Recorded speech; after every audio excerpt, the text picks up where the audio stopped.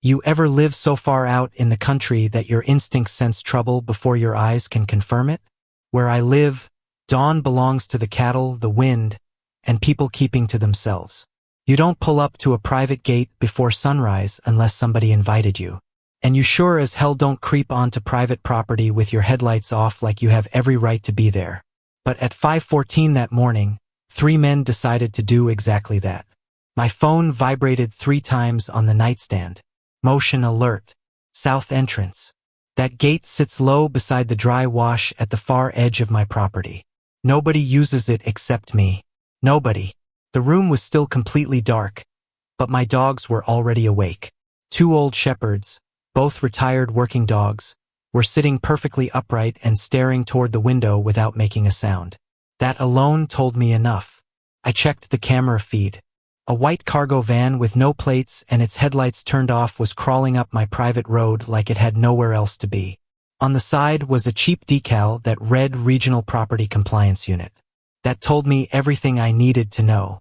Not county. Not utility. Definitely not welcome. I pulled on my boots, grabbed my radio, clipped my sidearm to my waist, and stepped into the freezing morning air. By the time I started the ranch rig and rolled over the rise, the floodlights had kicked on, covering the whole scene in pale yellow. 3 men stepped out of the van. 2 were white, 1 was Hispanic, and all 3 wore mismatched tactical vests that looked like they had been assembled from a bargain survival catalog. One of them was wearing sunglasses even though it was still dark. Another carried a clipboard. The third was photographing my barn like somebody had already put a price tag on it. I shut off the engine and stepped onto the gravel. "Morning," I called. "Y'all mind explaining why you're on private land before sunrise?" The man with the clipboard stepped forward. "I'm Officer Gainan with the Regional Compliance Unit. We're here to inspect multiple violations." I almost laughed. "Violations? Son, this is unincorporated ranch land. The nearest subdivision is miles away. You don't have authority over a fence post out here." He pointed toward my perimeter fencing like he was conducting an official inspection. "Unsafe livestock containment. Obstructed emergency access lines. Improper visibility barriers." I stared at him. "My dogs have more authority than you do," I told him. The man in sunglasses muttered something into his radio while the photographer continued taking pictures. That was enough for me. I pulled the remote from my vest and pressed the button. Half a mile behind them, my steel gate slid shut with a heavy metallic slam that echoed across the pasture. All 3 men spun around. Then Sunglasses shouted, "You can't lock us in." Instead of answering him, I keyed my radio. "Sheriff Boone, this is Mercer. 3 unknown males in an unmarked van. False markings. Gate is secured." Sheriff Boone answered almost immediately. "Copy that. 20 minutes out.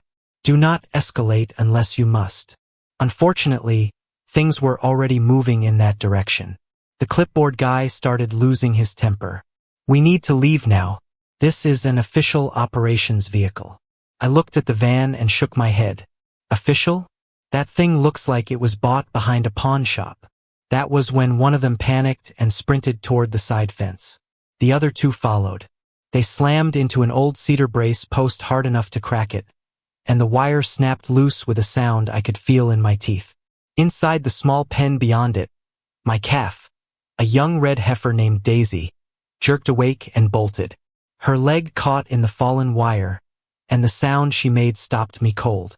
If you've worked with animals long enough, you know the difference between noise and pain. That was pain. I wanted to run straight to her. Every instinct in my body told me to move. But a rancher who leaves a threat standing usually gets hit twice. So I did what needed to be done first. I climbed into my diesel UTV, backed it toward the front of their van, jumped down with the tow cable and wrapped it around the axle. Clipboard started shouting, "You cannot do this. This is unlawful detention." "No," I said as I tightened the hook. "This is preserving evidence." I climbed back into the UTV and gave it throttle. The cable snapped tight. The van jerked sideways. Gravel sprayed across the ground. One of the fake inspectors stumbled backward and hit the dirt. Another started screaming about his rights. Too late. I dragged that van nearly 50 yards across dirt and rock, straight into my equipment barn. Metal groaned, dust rolled through the air, and the engine roared until the vehicle was completely inside. I climbed down, shut the barn door, and dropped the heavy bolt into place. Done. Vehicle secured. When I turned around, the three men had finally stopped pretending they were in control. I walked toward them slowly. "Unless one of you boys can show me a real badge and a real warrant," I said, breathing hard, "you're not going anywhere." And right then, I knew this was bigger than some fake inspection. Men don't show up before dawn in a van with no plates just to complain about fencing. They come because somebody sent them. By the time Sheriff Boone arrived, I was already crouched in the dirt, carefully cutting Daisy free. He stepped out, looked at the broken fence, looked at the three pale idiots, then glanced toward my locked barn. "Morning, Mercer," he said. "Why is there a vehicle inside your barn?" "I didn't want the evidence driving off," I replied. He nodded once. "Walk me through it." So I did. The fake unit, the fake authority, the damaged fence, Daisy's injury, the van, every detail. Clipboard tried to cut in. "Sheriff, this man unlawfully detained public personnel. We're attached to the Juniper Ridge Community Board." Sheriff Boone slowly turned his head. "Attached to what?" "The board," the man answered, standing a little straighter. "We were authorized." Boone pointed west with one finger. "That subdivision is miles from here.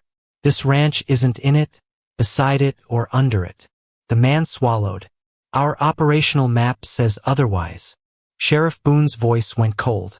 "Then your map is garbage." That was when a black luxury pickup came rolling up my driveway like it was headed to a ribbon-cutting ceremony.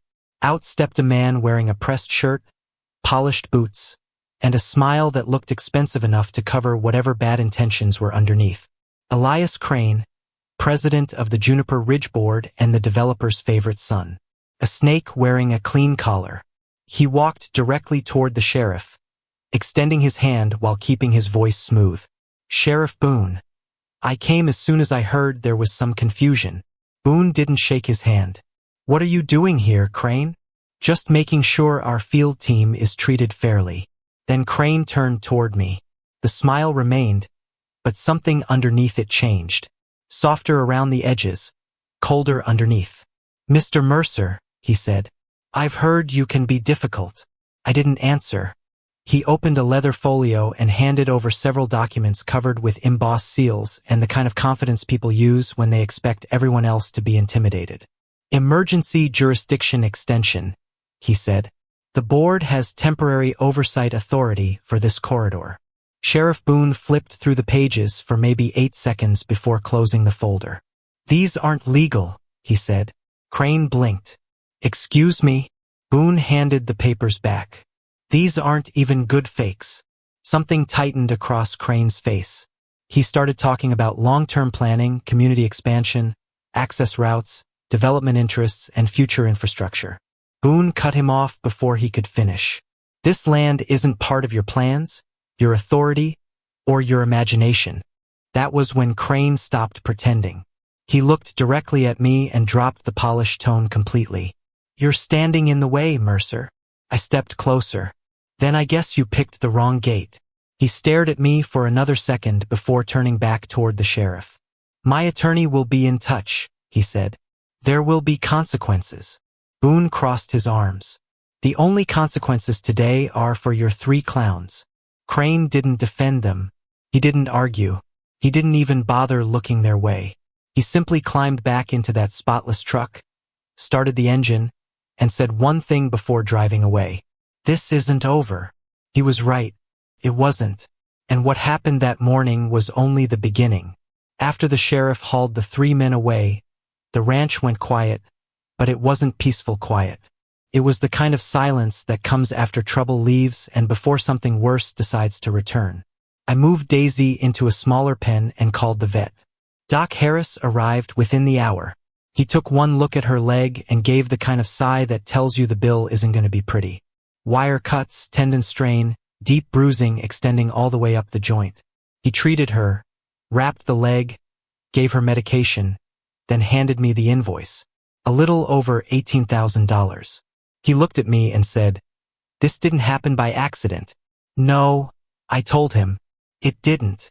By the time he drove away, the sun was fully up, and I was standing at the gate holding a legal envelope that had somehow arrived the same day. That timing told me plenty. Inside were 9 pages from a law firm representing Juniper Ridge. According to them, I had unlawfully detained official personnel, obstructed civic enforcement, escalated a harmless inspection, and threatened unarmed workers. I laughed right there in the dust because that's how men like Elias Crane fight when intimidation fails. They don't come back with the truth. They come back with paperwork. So I made one call. The man who answered on the first ring was Nolan Voss, an old friend and former investigator. The kind of man who shows up early, stays late, and doesn't disappear when things get ugly. "I need eyes," I told him. He gave a short chuckle. Knew this day was coming. Then he said, "I'll be there tomorrow." That night I barely slept. Around 2 in the morning, my dogs lifted their heads at exactly the same moment. No barking, no growling, just completely alert. Somehow that was worse. I moved quietly toward the window and looked outside. Down the road, partially hidden in the darkness, I saw a white SUV sitting off the shoulder. Its headlights were off, but faint running lights were still visible.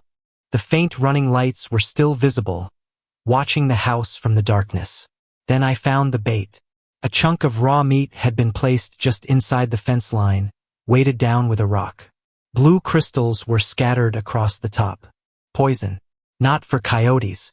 For my dogs, maybe even for Daisy if she'd wandered close enough. That was the moment everything changed. This wasn't harassment anymore. It was war. Then the burner phone I'd taken from the fake inspectors started vibrating in my pocket. Unknown number. I answered. A man's voice came through, smooth and smug.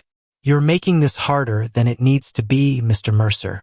I stared directly toward the SUV sitting in the darkness. "You crossed a line tonight," I said. There was a half laugh on the other end. "There's more coming if you don't cooperate." I hung up. The SUV shut off its remaining lights, reversed slowly, and disappeared into the desert. At first light, Nolan Voss rolled onto the ranch wearing a leather jacket, carrying a thick folder, and looking exactly like bad news for the people who had earned it. Inside my kitchen, he spread everything across the table. First came an audio recorder. "Private board meeting," he said. "Last Thursday." He pressed play, and Elias Crane's voice filled the room, cold and greedy. "Mercer's acreage is the key parcel. If he caves, the whole corridor opens. If he won't sell, pressure him until the land becomes impossible to hold." Nolan stopped the recording and pushed another stack of documents toward me. Wire transfers. HOA reserve funds had been moved into a consulting company called Northwick Strategy Group, owned by Crane's brother-in-law. Kickbacks. Then came the map. County parcel layers had been digitally altered to make my ranch appear inside a proposed compliance zone connected to the subdivision. Perfect lines, official colors, complete fraud. Nolan tapped the forged map with one finger. High-tech land grab. Then he gave me the final piece. A reporter named Mara Quinn. If Nolan was the knife, Mara was the spotlight. She'd exposed corrupt officials before, and according to him, she already believed Crane wasn't simply targeting my ranch. She suspected he'd been using the same strategy against older landowners throughout the county. That changed everything. This wasn't one personal grudge. It was a system. Nolan leaned back and watched me absorb it. "We can beat him," he said, "but we do it the right way. Legal first, public second, evidence always." He had already brought a cease and desist letter prepared by attorney Isabel Vega, a former military counsel known for tearing apart fraud cases and having absolutely no patience for bluffing. I signed it. Then we built the timeline piece by piece. Every photograph, every camera recording, every message, the veterinary bill, the poison bait, the phone call, the forged documents, the trespass, Daisy's injury. By then, Crane's people were already watching us from the ridge in broad daylight. Nolan noticed the glare from a camera lens before I did. "He's rattled," he said. "That makes him reckless." "What's next?" I asked. Nolan smiled. "We take him somewhere where image matters. The courthouse." By the following morning, I was standing outside Brewster County Court in a clean shirt and a terrible mood, with Isabel Vega beside me. Across the room sat Elias Crane in a tailored suit, wearing the same practiced confidence he'd carried onto my ranch. Behind him were the 3 fake inspectors, suddenly looking much less official in dress shirts and cheap ties. The judge was Evelyn Shaw, somewhere in her 60s, sharp-eyed, experienced, and known for having zero patience for liars wearing polished shoes. Crane's attorney went first, marching through accusations of unlawful impoundment, aggression, and civic interference. Then he submitted what they called a mutual enforcement agreement. Judge Shaw studied the document for perhaps 10 seconds. Then she lowered her glasses. "This signature belongs to County Inspector Warren Pike?" "Yes, Your Honor. He retired 7 years ago." The attorney froze. Judge Shaw looked up. "You brought falsified documents into my courtroom." Crane's lawyer began stammering. Crane himself seemed to stop breathing for a moment. Judge Shaw dismissed their complaint immediately. Then Isabel stood. "Your Honor, we'd like to proceed with our counterclaims." "Proceed," the judge said. Nolan took the stand first. He played the recording. Elias Crane's own voice filled the courtroom. "Leverage, pressure, force the sale, freeze him out, make the land unusable." You could feel the entire room change. Then Nolan presented the money trail, the altered GIS files, the Shell Consulting Company, the photographs, and the trespass footage. Finally, he handed over the veterinary records and photographs showing Daisy's injured leg after the fence had been destroyed. Judge Shaw studied those pictures longer than anything else. When she finally placed them down, her expression had changed. It wasn't sympathy. It was controlled anger. She struck the gavel hard against the bench. "This is organized misconduct," she said, "and it ends today." Then she ordered the courtroom doors locked until the sheriff's office arrived to take statements. That was the first time Elias Crane looked genuinely afraid. Not inconvenienced, not irritated, afraid. And when he looked across that courtroom at me, he knew exactly why. Because the truth had finally caught up with him, and there was nowhere left for him to hide. Once that hearing cracked everything open, the collapse happened quickly. By the next morning, Juniper Ridge's insurer had pulled its coverage. Liability protection, property coverage, board protection, all of it was gone. Board members began resigning one after another, abandoning the sinking ship.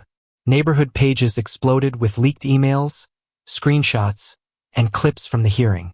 People who had spent years pretending they didn't notice what Crane was doing suddenly found their voices when their own property values were threatened. Funny how quickly courage appears when the damage reaches your own front door.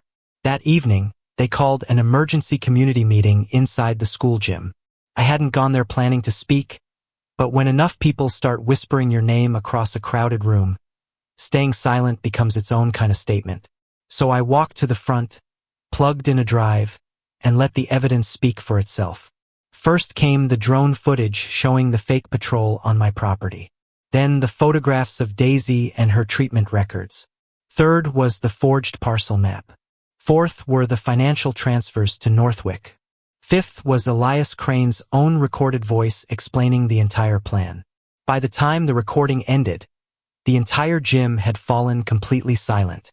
Then an older woman stood and proposed dissolving the board effective immediately. The vote wasn't even close. Crane's little kingdom collapsed in a public school gym without him even being there to defend it. The next blow came from the press. 2 days later, Mara Quinn published her investigation, and once it went live, the story exploded far beyond the county. Ranchers shared it. Veterans shared it. People from other states began contacting her, saying they'd experienced the same tactics. Fake authority, pressure campaigns, altered maps, legal intimidation. The sunlight spread faster than anyone expected. Then law enforcement moved in. Deputies entered the HOA office and boxed up records. Computers were seized. Bank accounts were frozen. Uniforms were bagged. Hard drives were removed. And the fake enforcement memo was carried out like it was dangerous material. Elias Crane, meanwhile, traded polished leather seats and expensive offices for a hard detention bench. When they walked him outside in front of the cameras, he looked smaller than I'd ever seen him. The expensive confidence was gone. All that remained was a man learning that status doesn't mean much once felony charges begin piling up.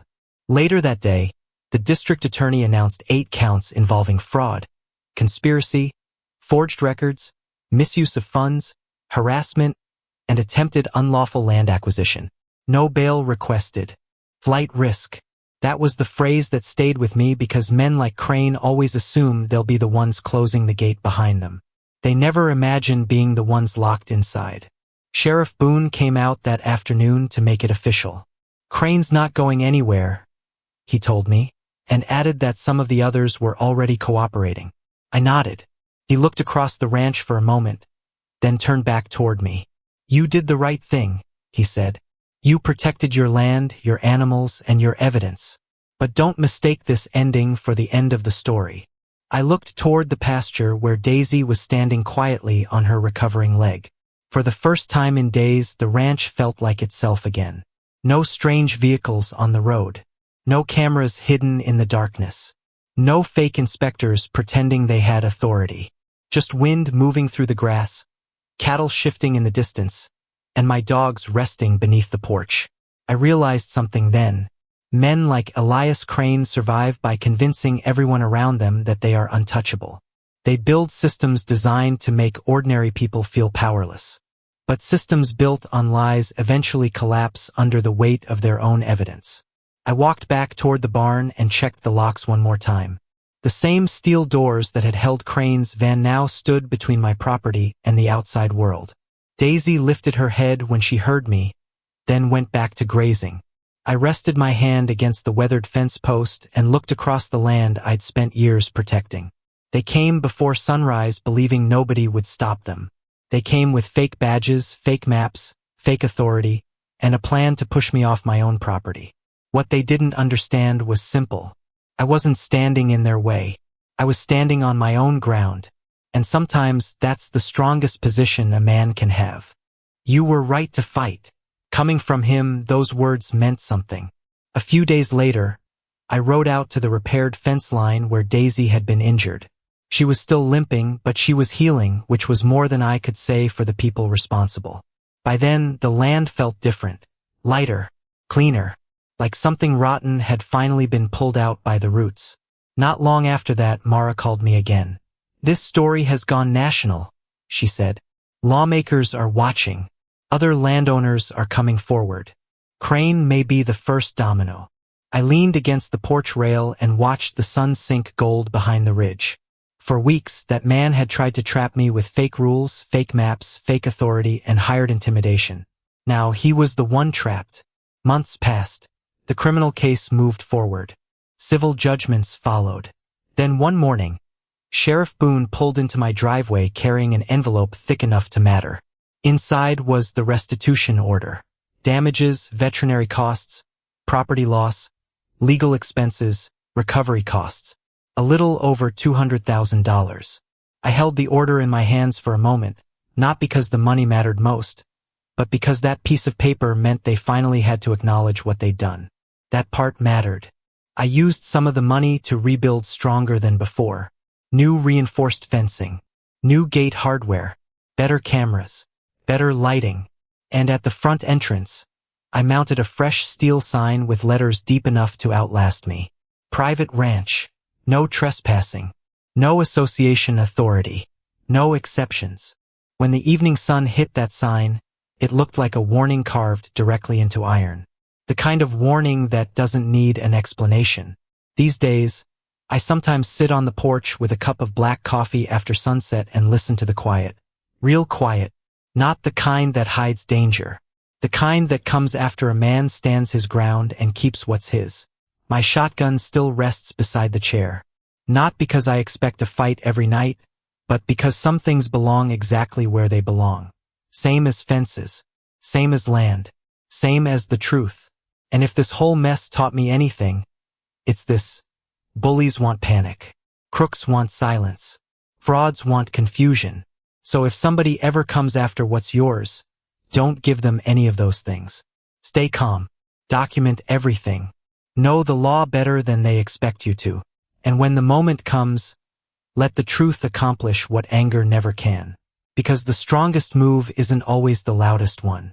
Sometimes it's the man who locks the gate, keeps every receipt, saves every piece of evidence, and waits for daylight. That ranch is still mine. That quiet is still mine. And if anyone ever forgets where my boundary begins, they'll learn the same lesson Elias Crane learned. Some land doesn't move. Some men don't bend.